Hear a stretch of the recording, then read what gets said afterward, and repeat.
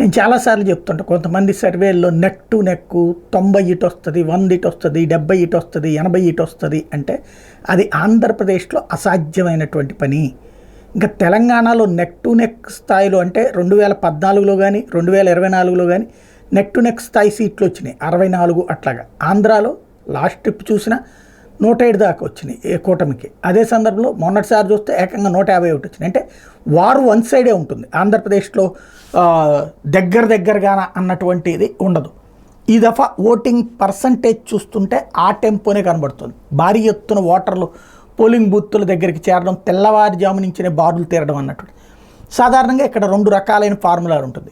Number 1 formula ఏంటంటే 50% కంటే ఎక్కువ ఓట్లు దాటే కొద్దీ ఫార్ములా ప్రకారం అధికార పక్షం అధికారాన్ని కోల్పోతుంది అన్నటువంటిది ఓ ప్రధానమైనటువంటి పాయింట్. అంటే 50% నుండి 50% వస్తే అధికార పక్షం అధికారంలో ఉంటుందని, 50 నుండి 60 అయితే కొంత దెబ్బని, 60 నుంచి 70కి వెళ్తే ఇంకా దెబ్బని, ఇట్లాంటిది ఒక ఫినామినా ఉంది. అయితే ఈ ఫినామినా గతంలో వర్కౌట్ అయ్యేది కాంగ్రెస్ పార్టీ అధికారంలో ఉన్నప్పుడు. ఆ తర్వాత కాలంలో లాస్ట్ ట్రిప్ చూసుకుంటే ఇది తెలంగాణలో చూసుకుంటే 2018లో భారీ ఓటింగ్ పర్సంటేజ్ పెరిగింది. అప్పుడు ఇదే అనుకున్నారు ఫినామినా.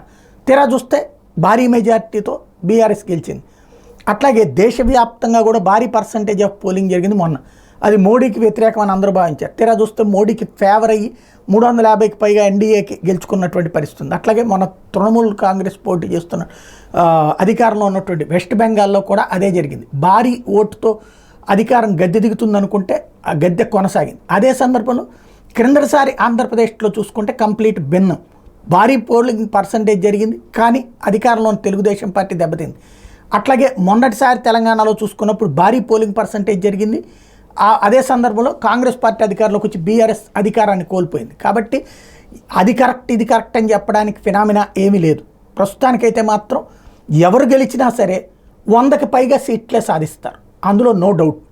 అది ఆ పైన 120 అవుతుందా 150 అవుతుందా అది తెలుగుదేశమా వైఎస్ఆర్ కాంగ్రెస్ పార్టీనా అని జోస్యాలు చెప్పడం అయితే అనవసరం.